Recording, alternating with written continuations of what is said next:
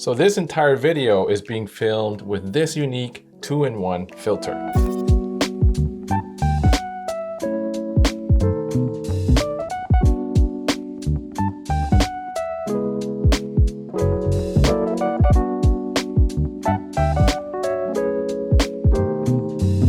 This is a variable ND filter with Moment Cinebloom diffusion, and it gives your videos a very nice texture, character, and some cinematic quality. And today we'll find out whether these are any good and if you should be getting these for yourself. During my test, I also found a very interesting finding.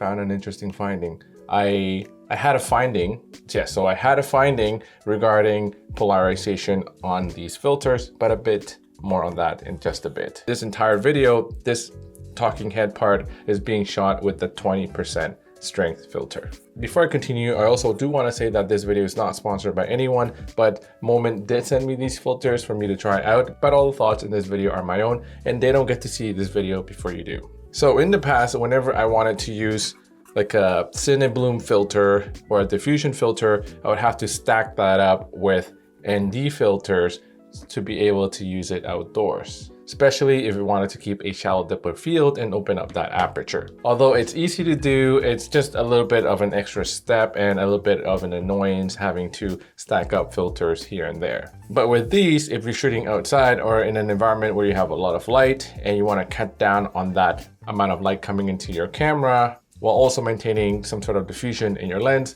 then these ones are actually pretty good. With these ones, you don't have to stack those filters up. It's just the one, that's it. And there you go. Cinebloom is Moment's proprietary sort of diffusion look. Although it is similar to the Black Pro Mist look, it is a little bit different. I've been using Moment Cinebloom filters for quite a while now, and I actually very like the look. Cinebloom filters give you the look and feel of film. It softens harsh details, it softens skin tones, it blooms the highlight and gives you an overall cinematic glow. In terms of blooming, it means that you get some halation in your light sources. For example, right here, there's a little bit of that glow around that light. So that is blooming or halation in the highlights. And this is a character trait that you see a lot in movies as well. Although they're similar to the Black Pro Mist filters, they have slight differences. I find that the Black Mist filters have darker and richer blacks in the shadows as opposed to the Cinebloom filters that give you a little bit of a softer look in the shadows. So as you can see from these clips, the Moment Cinebloom filters are a bit softer and have a little bit more muted tones. It's a little bit more of a nuanced, unique look. So if that's something that you're going for,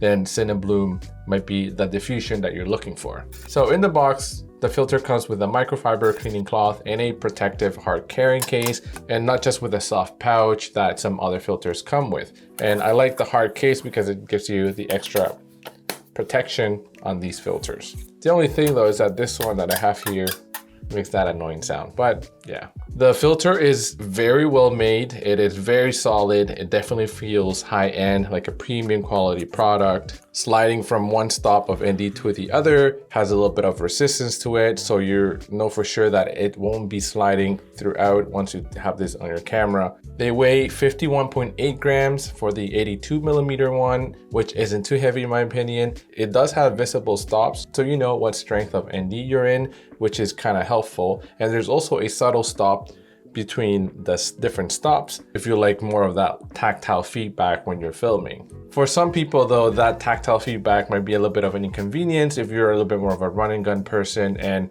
you want to have a seamless sort of transition between the different stops on your variable ND as you're filming, for example, going from outdoors to indoors or vice versa. So with these, you will have just a little bit of that stop, a little bit of that physical tactile stop in between the different ND stops, so that's something to keep in mind. The great thing about this filter is that it has hard stops at the end, at the minimum range and also at the maximum range. This is great for a variable ND filter because it prevents cross polarization, which means when you get an X on certain ND filters. Moment does recommend to use this filter on lenses that are 16mm or up in order to avoid vignetting.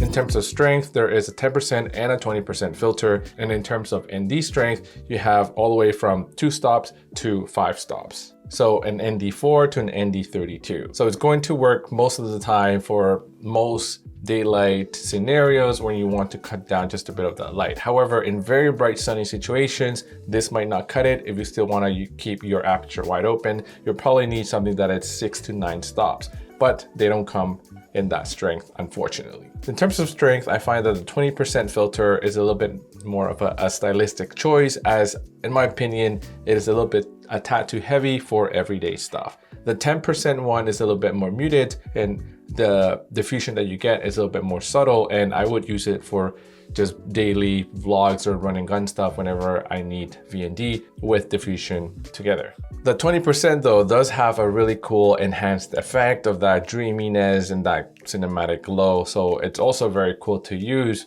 if you want to add a little bit of extra character and flavor to your shots. This is what the filters look like side by side on skin tones, and this is what the 10 and 20% filter look like at different ND strengths.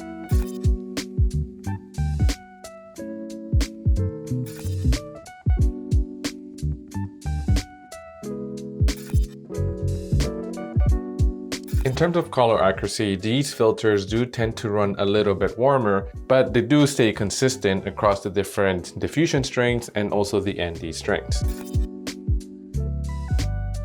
When it comes to polarization, these ones are not rated as having circular polarization properties, but however, during my test, especially with the 10% strength filter, I did find that there was a little bit of that going on. So when dealing with reflective surfaces like this TV, for example, the 10% one shows more polarization effects as the strength of the ND increases. You can see here that the screen on that TV almost pretty much disappears and just becomes black. On the 20% one, the effect does not behave the same way, and then the entire scene gets darker instead of just the TV getting way darker than the rest of the scene. So that effect is much more pronounced on the 10% strength filter.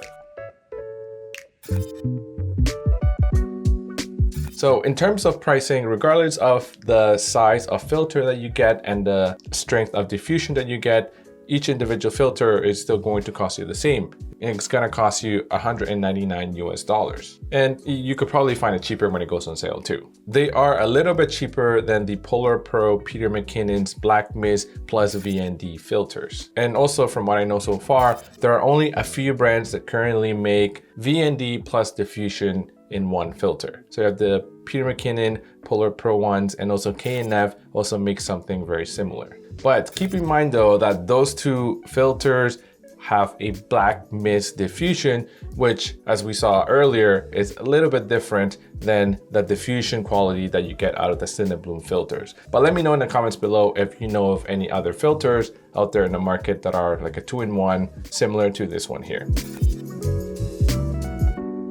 Should you get these filters? I definitely think so. If you're someone who shoots with diffusion filters a lot in front of your lens, I think it's worth picking up one of these 2-in-1 VND plus diffusion filters. And from what you've seen here, if you do enjoy the look that the Cinebloom diffusion gives you, then these ones are definitely worth picking up. With the 10 and 20% strength filters, you also get some variety as well in terms of that strength and diffusion that you want to have. For myself, I do think that I'll be using the 10% diffusion strength most of the time, but we'll have the 20% for special situations. So anyways, that's it for today's video. And if you're still watching, here are a couple of videos you could watch next, and I'll see you there.